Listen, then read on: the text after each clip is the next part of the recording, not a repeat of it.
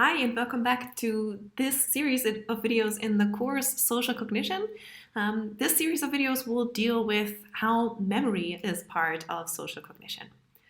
In particular, here's what we will look at.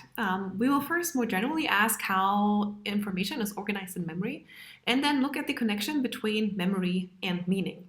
And we will go through a couple of facets of how memory and meaning influence each other. And in particular, we will be speaking about expectations, logical reconstruction, source monitoring, framing, false memory reconstruction, goal relevance, and hindsight bias. In this video in particular, I want to show you a number of examples that can serve to give you an introduction or a first idea of how memory and social cognition relate. First, I suggest you take a look at this video that I'll link in this video, from this video. It's a video that comes from a returning segment on the show of Jimmy Kimmel. Of course, Jimmy Kimmel is a comedian, a late night show host, and they have a segment called Lie Witness News, in which people are interviewed about something that is clearly not true, but they still respond as if it actually was true. So the video that I'm going to link here is about voting in the midterm elections, and the video is taken, or people are interviewed before it's actually even possible to vote in the midterm elections, so like the day before. But so people are asked, how did you vote in the midterm elections? And if you go watch the video, you'll see, well, yeah, they report that they did, and they do so in great detail. For instance, even talking about which kind of cookies were served in a voting center and how long they had to wait, or which type of identification they had to show. And this video goes to show that well, memory is a bit of a difficult thing, because we can't really 100% access information that is stored in people's memory. And when we do research that deals with memory, we sometimes have to rely on what people will tell us is part of their memory. So that's a bit of an issue. And memory is a tricky thing to study, not only because people might be motivated to tell a story that's not quite as it happened, and when we know factually that's not how it can have gone down. That's, of course, that's an interesting mismatch to see, people's motivation to tell the truth and people's,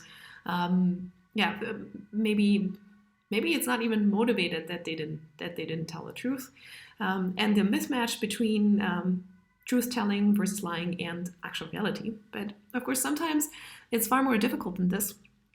And in this next example, I'll bring up a case where it's much more difficult to assess the difference between reality and the content of people's memory, or what people will report, because we don't know the truth.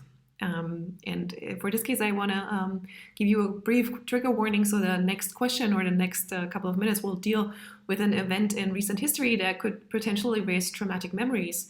So if you don't want to hear about this, please just skip the rest of the video and continue watching in the next video. So specifically, this is about rape allegations brought against Brett Kavanaugh in 2018. Brett Kavanaugh, of course, has been elected to the Supreme Court in the United States, and Dr. Christine Blasey Ford brought, before he was elected, allegations of rape, or rather sexual assault, against Brett Kavanaugh. So I'd like to ask you to pause the video and refresh your memory on the details of this case. Perhaps take a look at Wikipedia or another place that you think provides a good overview of the factual basis of this case. And then please return to this video so we can continue discussing together.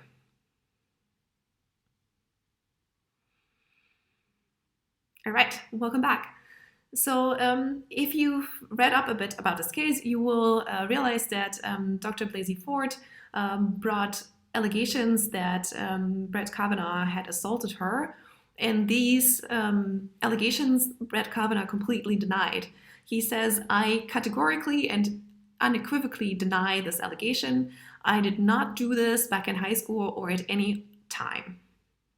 And now the question is, though, because we don't know what is true, we could ask if the the information stored in Dr. Blasey Ford's memory and in that of Brett Kavanaugh is indeed valid. And if you look a little bit more at the details of this case, you can find out that there were several attempts to try to understand if the details or the information stored in Dr. Blasey Ford's memory could be potentially true. So one piece of evidence that we have is that Ford took a polygraph test. So it's a test that's supposed to be able to tell if you were lying or not. And this test, by the way, it concluded that she was being truthful. And so that's one place where we could look for information whether what is stored in the person's memory is actually truthful or not. But if you look at how a polygraph test works, well, it works on basically the assumption that a lie produces arousal automatically, and that this can be measured as compared to the truth. So there would be differences in physiological responses when people tell a lie as opposed to when they tell the truth. Now, if Dr. Ford had actually misremembered and she truly believed that she was telling the truth, maybe the polygraph test wouldn't actually show that she was lying, assuming that she was, but she believed differently because she believed differently. So this is a drawback of using such a physiological measure to understand if people are lying or if the information stored in their memory is actually accurate. Another place we could try to look for whether information that people recount from memory is accurate is if they've recounted similar information before in other circumstances. And in this example, there's actually some evidence from the past of Dr. Ford. She spoke to a therapist in 2012, and there also brought up some conversation about sexual assault during high school. So there is this evidence from her past, and then there's apparently there was a friend who was there during the party during which the alleged sexual assault happened, and this is another person that could be consulted. But this person, this friend, however, said that she couldn't remember any case of sexual assault at that party and had no memory of that. So here we are at an impasse where basically we must ask ourselves, there are two people who have different recollections of the past. One person who said something happened to me and I want to bring a suit because of it, and another person who says, well, I didn't do the thing. I can't remember having done the thing.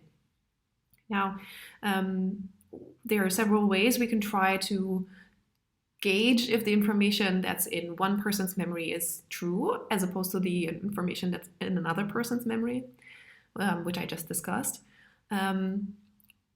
But even if the memory stored was not actually true or is not actually accurate, it would still be difficult to say if a person was actually lying, because it may be that in their memory, if they misreported, it may be that in their memory actually the events are saved that way. So this brings us to this point where basically our memory is a really tricky thing, and it's not like computer memory in that it doesn't 100% record reality as it happened and then save it like that, but it reconstructs our past. So our memory isn't necessarily accurate, and our memory isn't necessarily complete.